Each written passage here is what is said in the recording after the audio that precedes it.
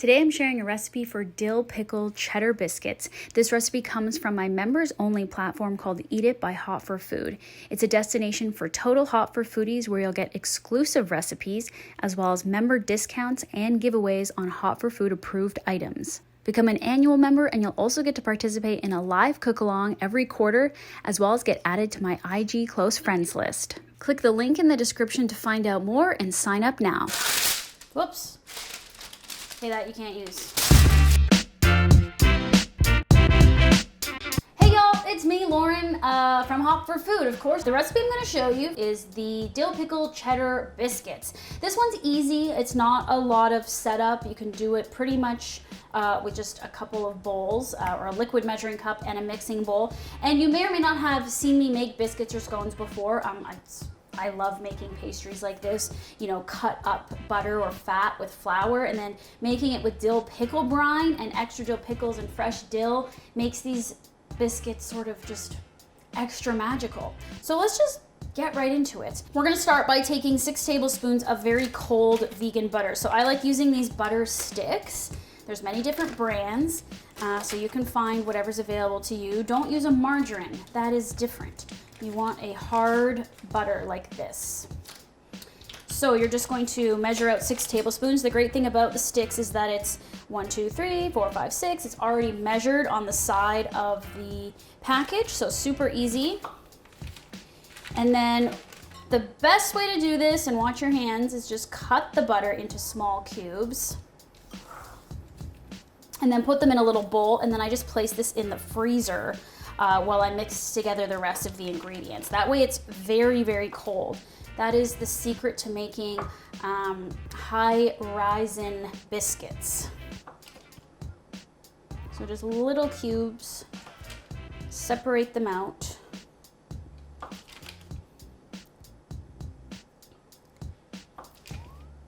And I use salted butter sticks. So anytime I have a recipe where I call for vegan butter, it's always, always, always salted.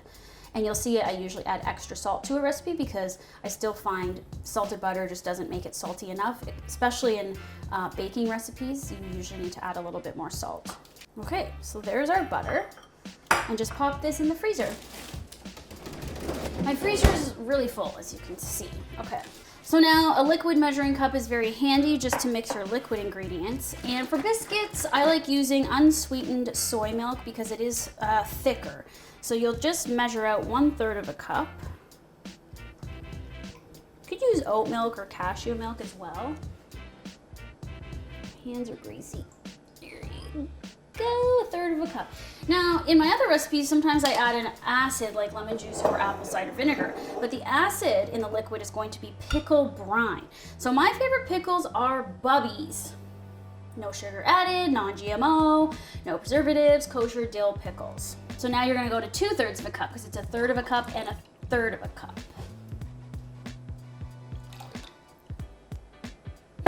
Also, you make a mess. Okay, so just combine that and set it aside. You can stir with a knife, it's not a big deal. Also preheat your oven to 450 Fahrenheit. That's what I just did right now. In your large mixing bowl, you're gonna use 2 cups of all-purpose flour. And another hot tip, to measure the flour, since I don't do weights, I scoop and level. This way you don't get too much compact flour. I don't know, this has never failed me. It's never failed most of y'all who make my recipes because I see the pictures and I see the results on social media. I know some people prefer weights, but it's just not how I learned. So, whatever. All right, so 2 cups all-purpose. Then we just do 2 teaspoons of granulated sugar. That's just to balance out the savory. You gotta add just a little bit of sweet. We're going to add a teaspoon of garlic powder. This is just to complement the garlic dill pickles. It needs just a little bit of extra. You only need 1/4 teaspoon of extra sea salt. Then baking powder, I'm doing 1 tablespoon.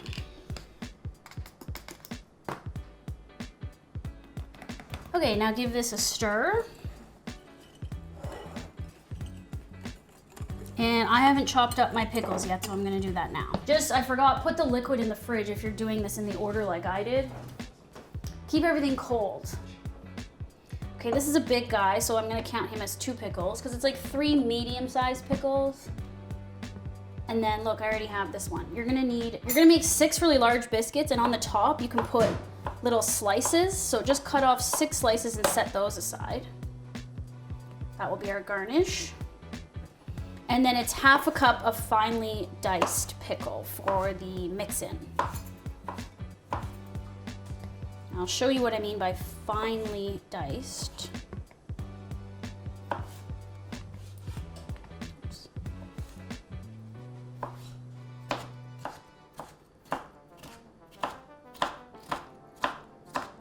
So see how small they are? They're small. Small pieces. They don't have to be all exactly the same size, but generally you should cut things uniform. I'm just gonna measure half a cup in this 1 cup. Or you can eat them, because pickles are amazing. Okay, so I'm on my last bit of dill, but perfect to use up for this recipe. 1/4 cup of packed dill, I say. So I don't know if you know what that means.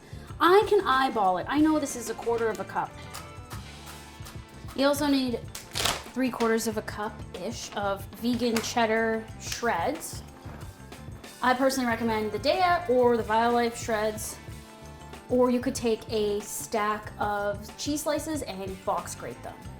Again, if you go a little bit more than 3/4 cup, it's not gonna matter. Before you start this, get your large baking tray ready and line it with a piece of parchment paper that fills the whole thing. Okay, that's fine, as long as it fills most of it. What we're gonna end up doing is putting the dough right here, shaping it right here so you don't get the counter all dirty. It's gonna be super easy. The butter is nice and cold now, but it's gonna it's gonna warm up quickly, so you gotta kind of do this fast. Now sometimes you'll see me say use a pastry blender. You could do that, but you know what? I decided to show you that you can also just pinch it in with your fingers. So separate all those cubes into the flour. Then you just kind of toss to coat them. And now what you start doing is pinching and spreading like this and you're pinching the flour into it. And this is how you get these lumps of cold fat that creates the layers of the biscuits. So it's like a pinch and rub almost. It's like rubbing the flour and pinching at the same time into the butter. And this way you kind of know that everything's getting mixed because you can feel it. You can also feel how big the chunks are, how small they are, so you can squish the bigger ones into smaller ones. Whereas with a pastry blender, you're going by your eye only. Okay, so that's well mixed. Now what you want to do is get your mix-ins in the flour before you do the liquid. So add your cheese, and then your dill, and your pickles. So gently combine this with a fork so that everything gets coated in flour and well distributed. Don't overmix, just get it all tossed up like this. The liquid, I made a mistake. It's 1/3 cup plus 1 tablespoon of each liquid. I know that's a weird measurement, but it just happened to be the ratio that worked out in testing. So I forgot to add it, doesn't matter. Just add another 1 tablespoon of soy milk. Obviously do this from the start.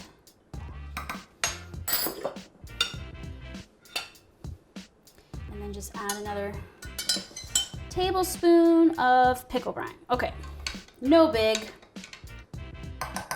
But remember that when you're making this recipe, don't forget it. Okay. You also just have to make a very quick, normally you'd put like an egg wash on a biscuit, but we're making just like a vegan egg wash. So I'm just adding a tablespoon of soy milk and then a teaspoon of pickle brine and then just a bit of sugar. And that's what we're gonna brush on top of the biscuits. The sugar just helps get the tops a little bit browner than they would without it. So just stir this together. It's not warm, but by stirring it, it will dissolve the sugar granules. So just keep stirring, stirring, stirring until they dissolve. On to the next. So get your fork, get your liquid, create a well in here, and then you're gonna pour the liquid in.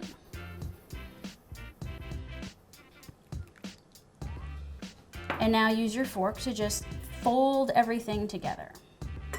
The key with a biscuit is to not overmix. You're looking for what's called a ragged dough.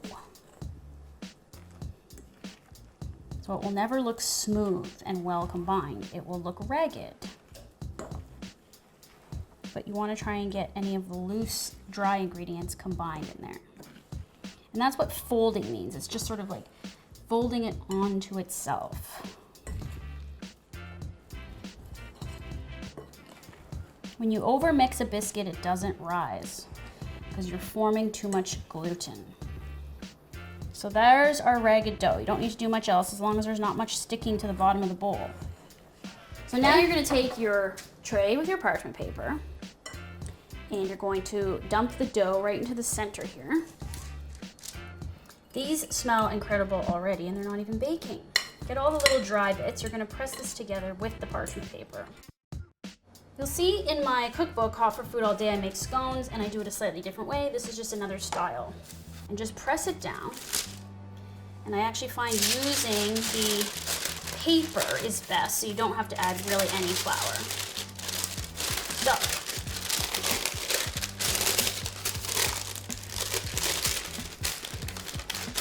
you're gonna use the paper to try to make this as rectangular as possible and even as possible. And it should be about 1.5 inches thick and about 6 by 5. And if you see you're missing a little corner, you can just use your hands to shape it.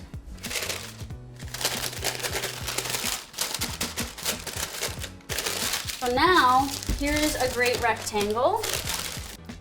But for extra layered effect, what you're gonna do is take your dough lifter and fold this onto itself, like this. And then do that pressing again to make another rectangle. For some reason, my dough is a little wetter than it was the other few times I made this. So if that's the case, just lightly dust, not a lot.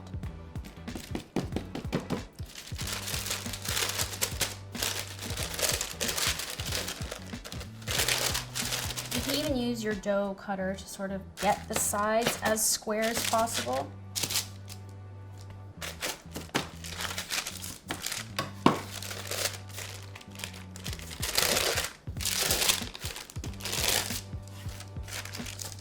So I'm doing square biscuit. This way all we're doing is making a few cuts in this. 1 cut lengthwise and then 2 cuts on the short angle and you've got 6 square biscuits. Nothing goes to waste, you don't have any scraps. Sometimes that happens when you make a round biscuit. So again, just use your dough cutter. It can be lightly floured and go one long way through the middle and then evenly this way. Or as even as you can. Mine are slightly uneven, but it doesn't matter. Now you do want to just separate these a little bit. So pull him over here. Pull him over here. As long as they're spaced, they're not going to spread, they're going to rise. So you don't really need to keep too much space between them, just a bit. Now, if you really want to be precise, which I just don't like wasting, do you see how this one's kind of the edge doesn't get as, it's not as thick. If you really want them to rise perfectly like up, you could trim that off. But I think that's a waste, so I just leave them like this. So they're not gonna necessarily be perfect squares that rise straight up. You'll see there's a Martha Stewart recipe online where she really makes them perfect squares and does that trimming, but then you are wasting that little bit of dough.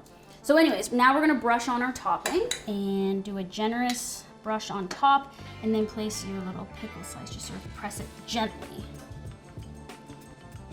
Okay, these need to go into the oven that's been preheated, so it needs to be at max temperature.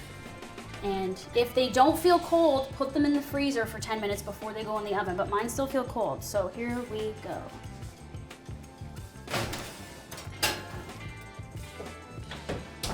These are gonna be, depending on your oven and if it's accurate at the right temperature, 20 to 24 minutes. I know in my oven, it is 24 minutes. The biscuits are ready.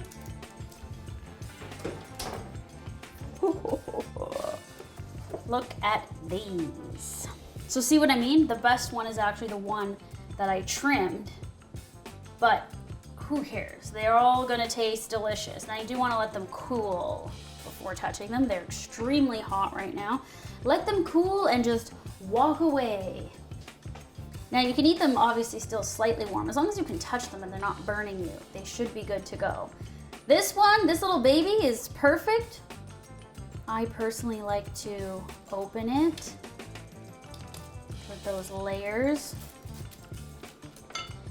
Put a little vegan butter on it.